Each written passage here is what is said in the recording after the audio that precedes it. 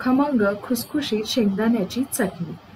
ऋतू कोणताही असू दे, पण ताटाची रंगत वाढवणारी डावी बाजू म्हणजे चटणीचा प्रकार. आज आपण सुद्धा आहे ना इथे सोलापूरची प्रसिद्ध शेंगदाणा चटणी कशी बनवायची ते पाहणार आहोत. रेसिपी म्हणाल तर अतिशय सोपी आहे. अगदी कमी साहित्यामध्ये मस्त चटपटीत खमंग अशी ही शेंगदाणा चटणी बनवून रेडी होते. चला तर मग रेसिपीला सुरुवात करूया. नमस्कार, कृष्णाज रेसिपी मराठीमध्ये तुम्हा सर्वांचं मनपूर्वक स्वागत आहे. तर सोलापूरची प्रसिद्ध शेंगदाणा चटणी बनवण्यासाठी इथं साहित्यामध्ये मी घेतलेले आहेत 1 कप शेंगदाणे. तर शेंगदाणे तुम्ही बघू शकता, इथं मोठ्या साईजचे मी शेंगदाणे घेतलेले आहेत. शेंगदाण्याची एक छोटी साईज पण येते, ज्याला भुंगरे शेंगदाणे असे म्हणतात. ते शेंगदाणे या चटणीसाठी घेऊ नका. शक्यतो मोठ्या साईजचे शेंगदाण्यांपासून ही शेंगदाणा चटणी बनवायची आहे.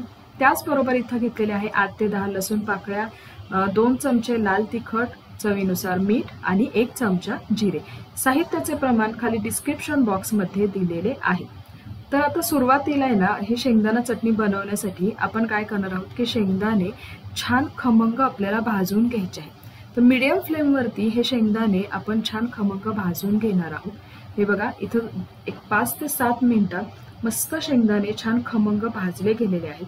आता हे शेंगदाणे ना आपण एका प्लेटमध्ये बाजूला काढून घेऊया आणि पूर्णपणे हे शेंगदाणे आपल्याला थंड करून घ्यायचे आहे. थंड झाल्यानंतर या शेंगदाण्याची जी वरची साल आहे ती सगळी आपल्याला काढून घ्यायची आहे. तर हे बघा, तुम्ही बघू शकता इथे ना ह्या शेंगदाण्याची साल सगळी निघालेली आहे. आता आहे ना आपल्याला सोलापूरची शेंगदाणा चटणी बनवायची आहे. तर त्यासाठी आपण काय करणार आहोत की हे शेंगदाणे पुन्हा एकदा आपल्याला छान खमंग भाजून घ्यायचे आहेत. तर त्यासाठी इथे कढई मी आधीच गरम करायला ठेवलेली होती. कढई चांगली गरम झाल्यानंतर त्यात 1 चमचा मी तेल ऍड केलेलं आहे. त्यानंतर इथं आपण ऍड करणार आहोत जिरे आणि लसूण. जिरे आणि लसूण आहे ना हलकेसे परतून घेणार आहोत. लसूण खूप लालसर नाही करायचा, तेलात हलकासा तो परतून घ्यायचा. आता जिरे आणि लसूण परतल्यानंतर यात मी ऍड केलेले आहेत शेंगदाणे. आणि हे शेंगदाणे सुद्धा आहे ना आपल्याला मंद गॅसवरती छान पुन्हा एकदा खमंग भाजून घ्यायचे आहेत. जेवढे छान खमंग तुम्ही शेंगदाणे भाजून घ्याल ना, तेवढ्या त्या शेंगदाणे चटणीला टेस्ट आहे ना खूप सुंदर येते. तर हे बघा, एक 10 मिनिटात शेंगदाणे छान खमंग भाजले गेले आहेत.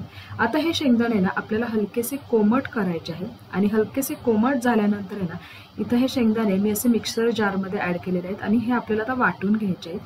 तर तुम्ही बघू शकता, ह्या मिक्सर जारपेक्षा आहे ना हे शेंगदाणे थोडी साईज आत घ्यायची, कमी ठेवायची, वरती जागा थोडी जास्त शिल्लक राहिली पाहिजे. आणि आता यातच ऍड करणार आहोत लाल तिखट आणि चवीनुसार मीठ. आणि मिक्सरला आहे ना एकदा हे छान फिरवून घेणार आहोत. खूप जास्त बारीक ही चटणी नसते, ही चटणी थोडीशी ओबडधोबडच असते. तर हे बघा, एकदा मी हे फिरवून घेतलेलं आहे. आणि हे जे वरती मोठे साईजचे शेंगदाणे राहिले होते ना, हे असे राहू नये म्हणून मी काय करणार आहे की हे चटणीला पुन्हा एकदा छान मिक्स करून घेणार आहे. आणि इथं आहे ना शेंगदाण्या चटणीला जर तेल रिलीज नाही झालं, जर तेल नाही सुटलं, तर काय करायचं आहे, वरून पुन्हा एकदा 1 टेबलस्पून तेल ऍड करायचं आहे. आणि पुन्हा एकदा आहे ना हे छान मिक्स करून आहे ना मिक्सरला आपण छान फिरवून घेणार आहोत. तर हे बघा, इथे ना मिक्सरला मी छान फिरवून घेतलेलं आहे. आणि अजून एक मिक्सर एकसारखा नाही फिरवायचा, पल्स मोडवरती फिरवायचा. आणि तेल जर म्हणाला तर इथं शेंगदाणा तेलाचाच वापर करायचा. कच्चं शेंगदाणा तेल या चटणीत टाकायचं की ज्याच्यामुळे ना ही शेंगदाणा चटणी चवीला अप्रतिम लागते आणि बऱ्याच दिवस टिकते. तर हे बघा, इथं शेंगदाणा चटणी रेडी झालेली आहे. तुम्ही बघू शकता, खूप जास्त बारीक नाही, छान ओबडधोबडच आहे. मस्त अशी ही शेंगदाणा चटणी रेडी झालेली आहे.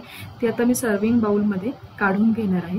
येस, तर अशा प्रकारे इथं ही सोलापूरची प्रसिद्ध शेंगदाणा चटणी रेडी झालेली आहे. तुम्ही बघू शकता, रंग बघू शकता, टेक्स्चर पाहू शकता, अप्रतिम आलेला आहे. आणि चव जर म्हणाल ना तर खूप सुंदर ही शेंगदाणा चटणी लागते आणि बरेच दिवस टिकते.